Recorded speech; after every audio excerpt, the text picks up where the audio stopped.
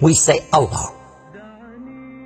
Okay, so that's God to the Muslims. Some say it's not even the God of the Christians and so on. It's just a God. Some even said it's a moon God.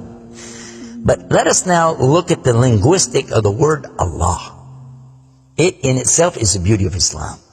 Because the word in Arabic doesn't mean God. Just in case you thought it did, it doesn't. Because we have a word in Arabic for the word in English, God. It's called Ilah. Ilah, God. God, Ilah. That's the word.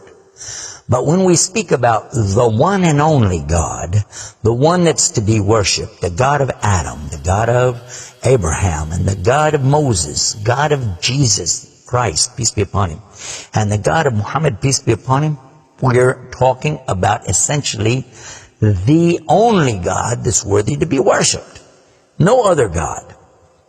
Now, what would be the proof for this? I realize that we have a lot of detractors who will say, no, it's not true, I don't believe it.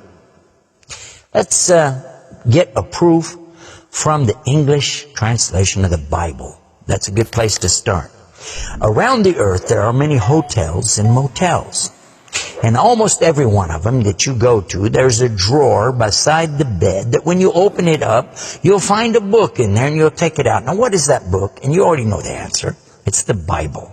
It's the Gideon publication of the King James Version of the Bible. The Gideons are very proud of it because they've translated it into so many languages.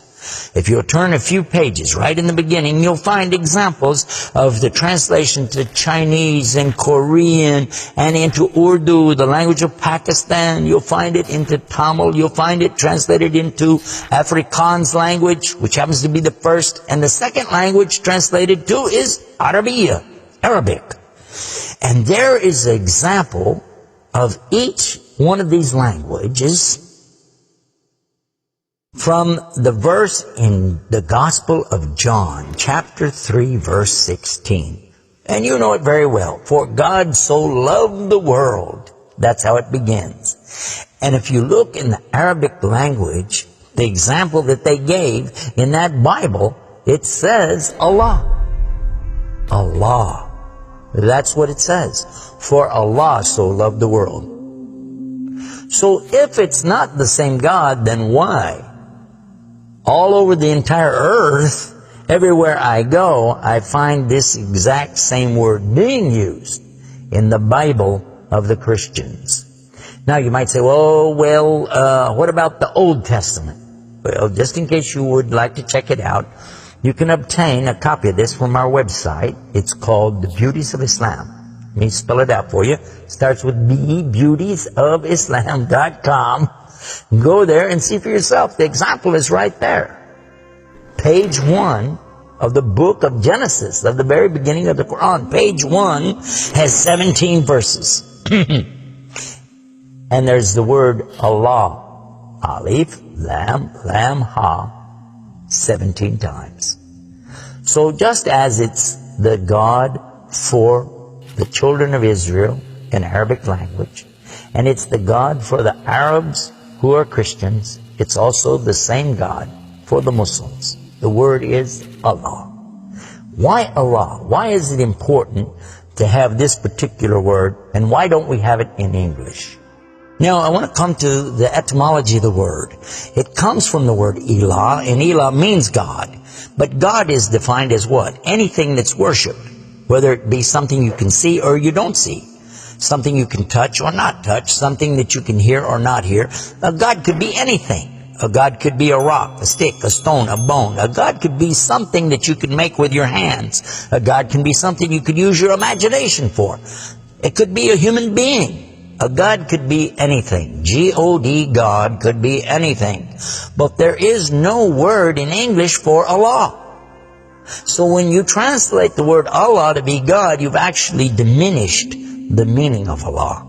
That's why whenever you translate the Bible from English to Arabic, you need to use the word Allah instead of God with a big G, which now gives us a clue to the problem.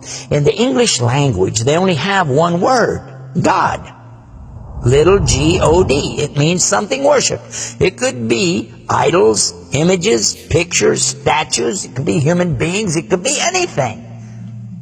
This is God's. Little G-O-D-S. But when you mean the God, you have to capitalize the G. You have to make a big G.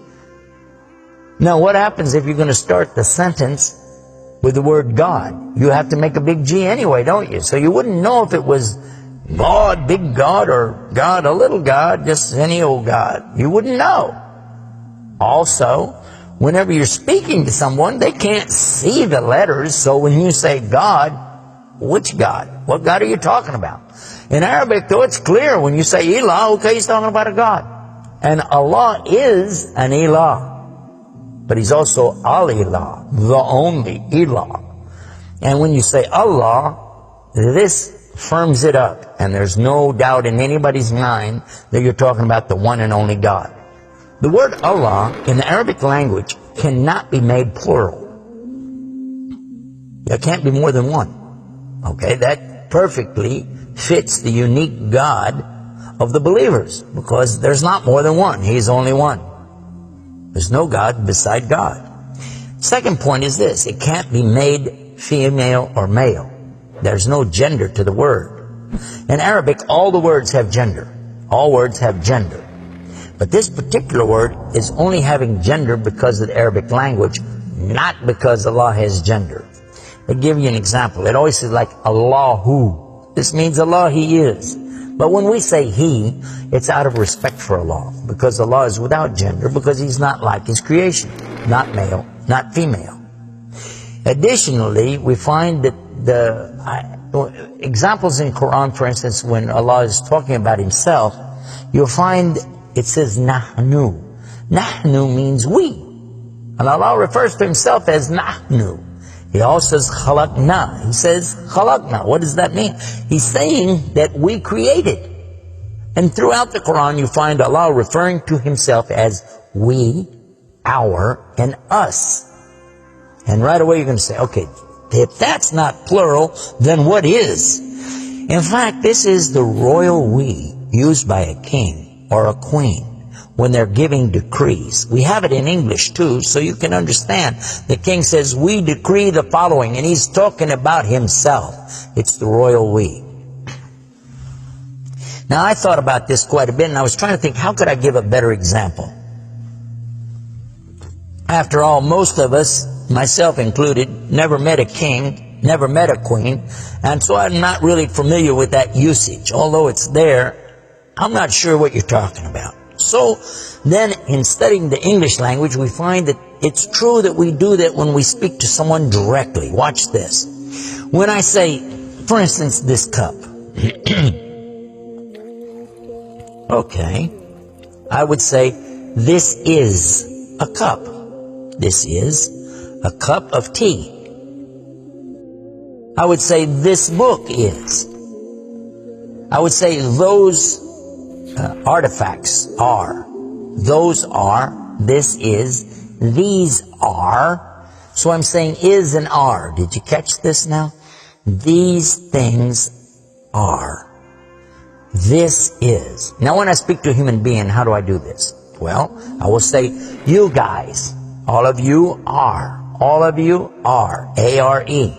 But when I speak to somebody directly, do I say you is or you are? I will say you are. Why? Simply because this is the respect, honor, and dignity that I'm giving. There's no plural there. When I say to you, you are my friend. You are a lovely person. But why am I saying are? Why aren't I saying is? You is my friend. You is a lovely person. You'll say, man, this guy doesn't know English language. And in fact, that's how we can understand this usage of we and our when Allah is talking about Himself. This is the same as when I say I. I don't say I is, I say I am. And again, it's to show the, not plural, but rather the specific nobility, dignity, and honor that you give to the one who's speaking about himself and to the one he's speaking to. And in the same way, that's exactly what Allah is doing when He says Nahnu and Khalaqna. and other examples throughout the Quran. So now what we've learned is that Allah's name itself is the perfect name for Allah.